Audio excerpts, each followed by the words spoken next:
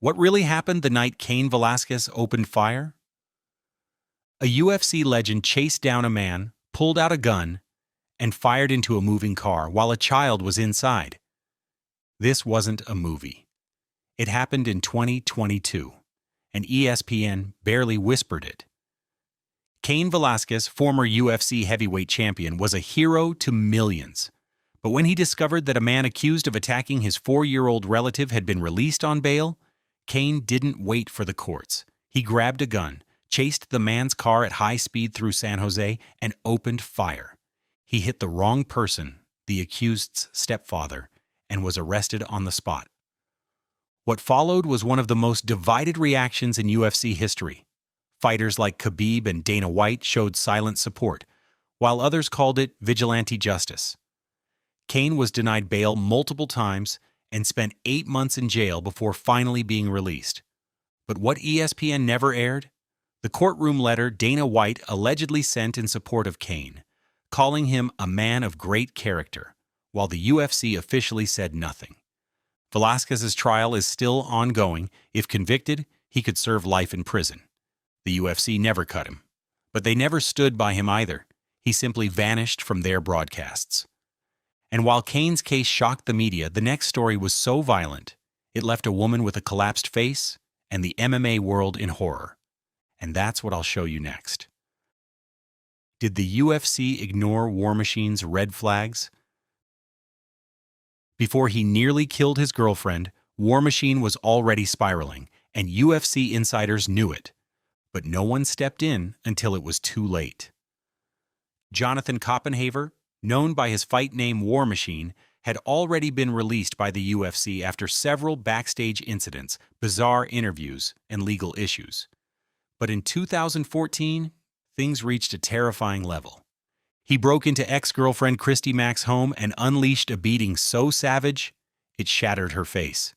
She had 18 broken bones, a ruptured liver, missing teeth, and was nearly unrecognizable. The details in police reports were horrifying. Bite marks, broken ribs, and signs of attempted assault. War Machine fled the scene and became a fugitive for days. When captured, he showed no remorse. In court, he smiled.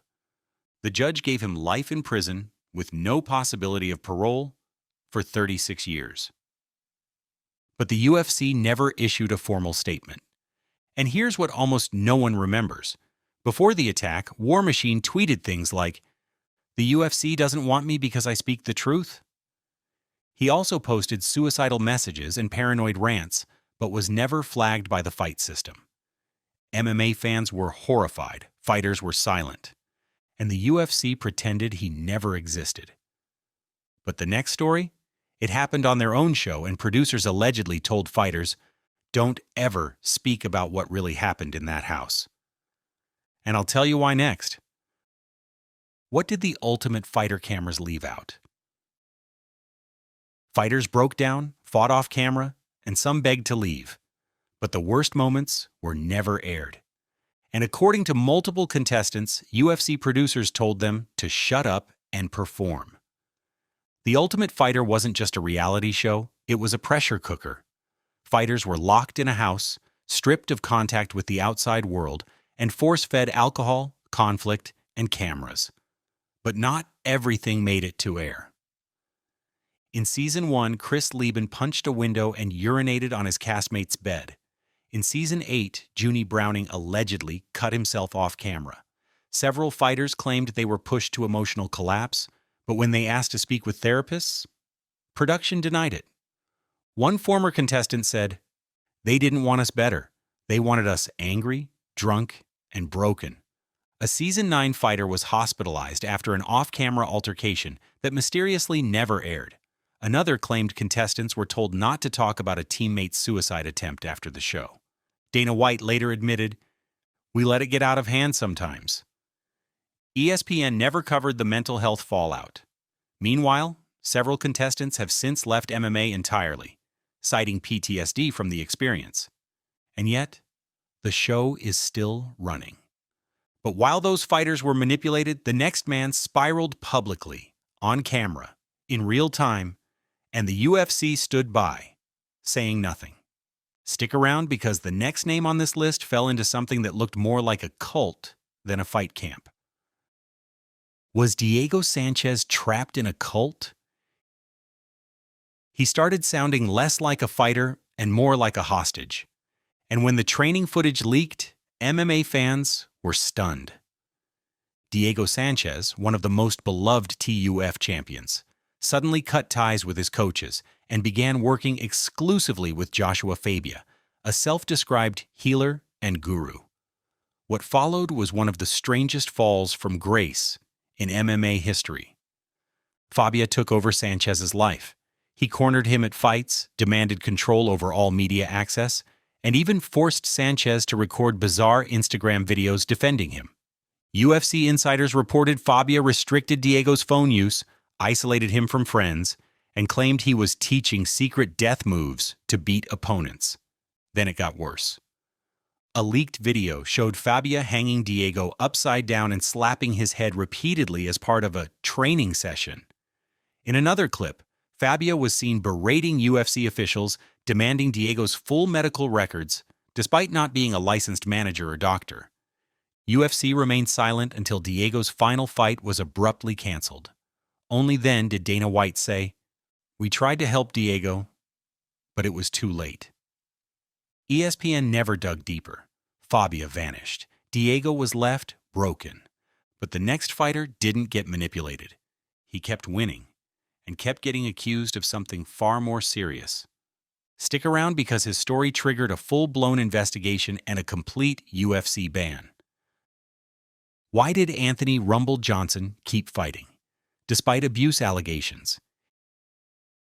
He was knocking out light heavyweights cold while facing disturbing accusations back home. And the UFC kept promoting him without saying a single word. Anthony "Rumble" Johnson was one of the most feared strikers in MMA history. But between fight camps, his personal life raised serious red flags. In 2015, he was accused by a former partner of violent abuse. Court records revealed claims of threats, stalking, and physical assault. One incident leaked online alleged Johnson slammed a woman against a wall for touching his yoga mat. She reportedly had bruises across her body. Johnson denied everything, but the accusations kept coming. In 2019, he was arrested again, this time for identity theft related to accessing a credit card. Meanwhile, fighters were being cut for minor infractions, but Rumble kept getting booked. What fans never saw was the UFC's handling of these reports. No formal investigation, no press release, no media questions allowed during fight weeks. And yet, Dana White praised Rumble as one of the greatest knockouts in UFC history. By the time Johnson retired and later passed away in 2022, ESPN aired a glowing tribute. But they never once mentioned the police reports. The next story, however, was impossible to hide, because it wasn't just one fighter. It was the kind of scandal that could bring down an entire corner of the sport. And that's coming up next. Was James Krauss running a betting ring inside the UFC? The odds shifted so fast it triggered alarms in Vegas. Within days, the FBI was involved, and James Krauss disappeared from the UFC forever. It started with a strange injury at UFC Vegas 64. Derek Minner, coached by Krauss, suddenly dropped to the ground early in round 1, clutching his leg, despite not disclosing any injury before the bout. Sportsbooks flagged the fight. The odds had moved heavily toward his opponent just hours before the bell. The whispers started, "Someone knew something." By the following week, Krauss was under investigation for suspicious betting patterns. He had openly promoted his Discord server where he sold betting picks, and even bragged that he made more from betting than coaching. The UFC responded fast. Krauss's license was suspended. He was banned from cornering fighters. Any fighter associated with him, including rising star Brandon Moreno, was forced to cut ties or face removal from upcoming cards. Dana White refused to speak publicly beyond a brief statement, "We take this very seriously." The full details? Never aired on ESPN.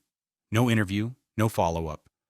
Krauss was blacklisted and then gone. No goodbye, no farewell fight, just silence. But the next story? It involves death, brain damage, and weigh-ins that turned into body bags. Stay with me, because the UFC never puts this on camera. How many UFC fighters died cutting weight?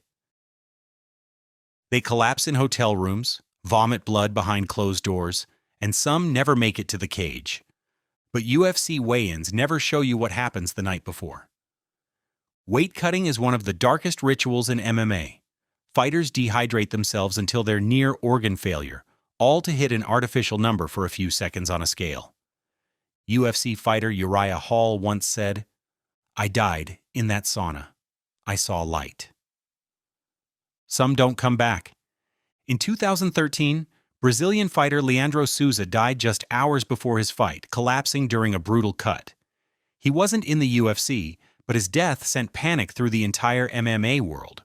That same year, UFC vet Renan Barão was hospitalized before UFC 177 and pulled from the card at the last second. In 2018, Chris Cyborg publicly accused the UFC of bullying fighters into extreme cuts to avoid criticism for missing weight. And then there's the unspoken issue, long-term brain trauma from dehydrated sparring sessions. Some athletes forget their own family members in retirement. Others suffer in silence. ESPN covers the stare-downs, the flexing, the fake smiles. But they never roll the camera when a fighter collapses in the hotel tub with coaches pounding on their chest. Still, that's not the darkest truth. Because the next one? It lives in the brain long after the lights fade. And we're going there next. How long has the UFC ignored CTE? You won't see it in the cage. You'll see it when a legend forgets their own name in a podcast interview. CTE, chronic traumatic encephalopathy, is the invisible legacy of MMA. And the UFC has done everything possible to avoid saying the word. In 2016, Gary Goodridge, a pioneer of the early UFC, revealed his diagnosis. He said, "Sometimes I stare at the fridge and forget what it's for." Mark Coleman, the first UFC heavyweight champ, also showed signs of neurological damage.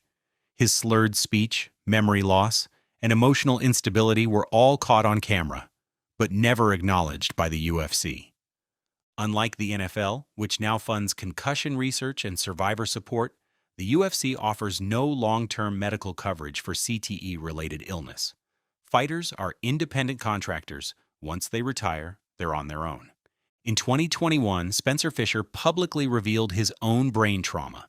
Dana White responded, "It's a contact sport. People get hurt." And just like that, the story disappeared from ESPN. No feature segments, no athlete welfare expose, no calls for reform. The UFC promotes knockouts, but not what they do 10 years later. And that's what makes it the darkest story of all. If these stories shocked you, subscribe now. We're exposing the fight world they hide, scandals, cover-ups, and the moments ESPN won't touch. Hit the bell. The next secret drops soon.